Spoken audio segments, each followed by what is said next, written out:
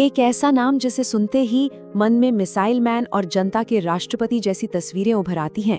जी हाँ, हम बात कर रहे हैं डॉक्टर एपीजे अब्दुल कलाम की। आज हम उनकी उस असाधारण जिंदगी और विरासत को समझने की कोशिश करेंगे। पर एक सवाल है जो हमेशा जहन में आता है कि रामेश्वरम की मामूली गलियों से निकलकर कोई इतनी बुलंदियों पर आखिर पहुंच कैसे सकता है। तो चलिए आज इसी हैरत अंगेज सफर को थोड़ा करीब से देखते हैं।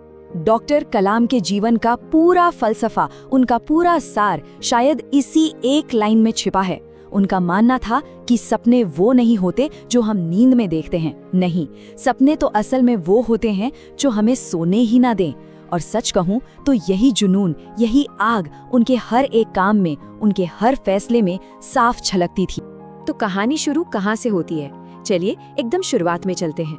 बात करते हैं उनके उन शुरुआती सालों की जिन्होंने एक ऐसे कलाम की नींव रखी जिनके इरादे चट्टान की तरह मजबूत थे।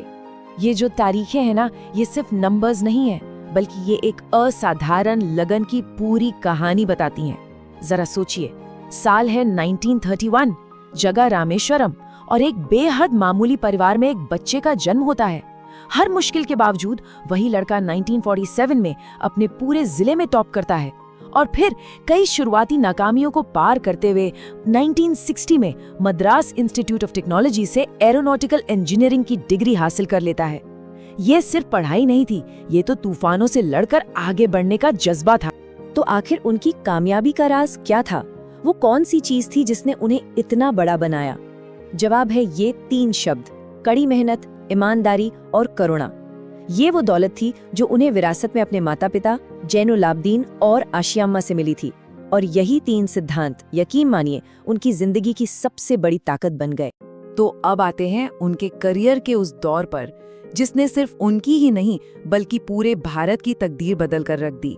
ये वो सफर था जिसने एक होनहार वैज्ञानिक को देश का मिसाइल मैन बना दिया।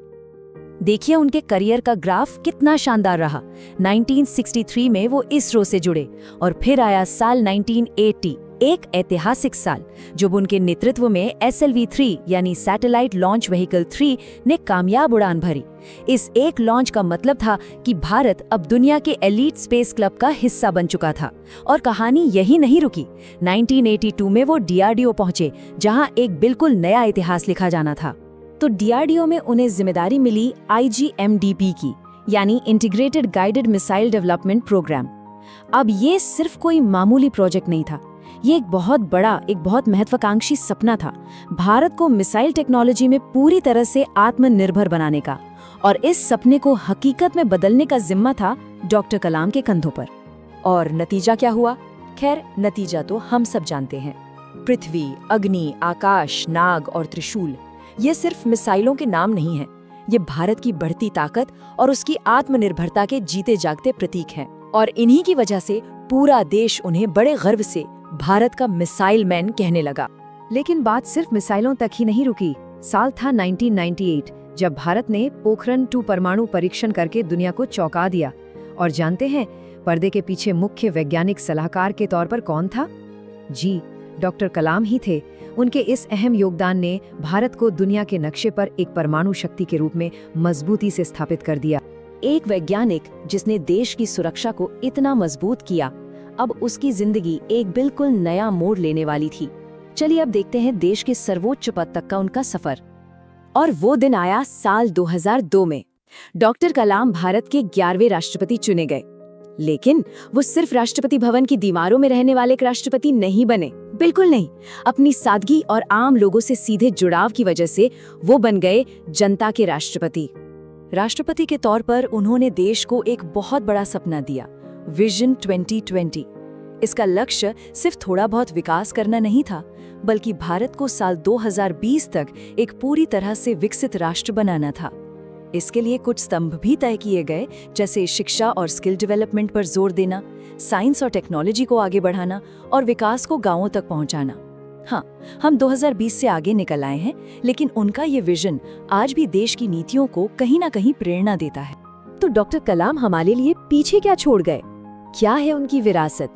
आइए अब उनकी उस कभी न मिटने वाले प्रेरणादायक विरासत पर एक नजर डालते हैं, जो आज भी करोड़ों लोगों को प्रेरित कर रही है। और यही बात तो उन्हें सबसे अलग बनाती है। 2007 में जब उन्होंने राष्ट्रपति पद छोड़ा तो वो आराम की जिंदगी चुन सकते थे, पर वो कहाँ लौटे? वो वापस वही लौटे जहां उनका दिल लगता था, युवाओं के बीच, क्लासरूम में। उन्होंने अपनी जिंदगी के आखिरी पल तक, सचमुच अपनी आखिरी सांस तक छात्रों को पढ़ाते हुए और उन्हें बड़े सपने देखने के लिए प्रेरित करते हुए ही गुजारे। जाहिर है देश ने भी अपने इस महान सपूत को सम्मान देने में कोई कमी नहीं रखी। पद्म भूषण, फिर पद्म विभूषण और आखिरकार 1997 में देश का सबसे बड़ा नागरिक सम्मान भारत रत्न, ये सब उनके उस असाधारण योगदान को सलाम करते हैं। तो आखिर में बस यही एक सवाल बचता है, एक छोटे से कस्बे से निकलकर देश के सर्वोच्च पद तक पहुंचने की डॉक्टर कलाम की ये कहानी, ये हमें क्या सिखाती है? शायद यही कि अगर सपनों में जान हो और उन्हें पूरा करने का जुनून, तो कोई भी मुश्किल, कोई भी चुनौती बड़ी नहीं होती। और यही वो विरासत है जो आने वाली न जाने कितनी पीढ़ियों को हमेशा रास्ता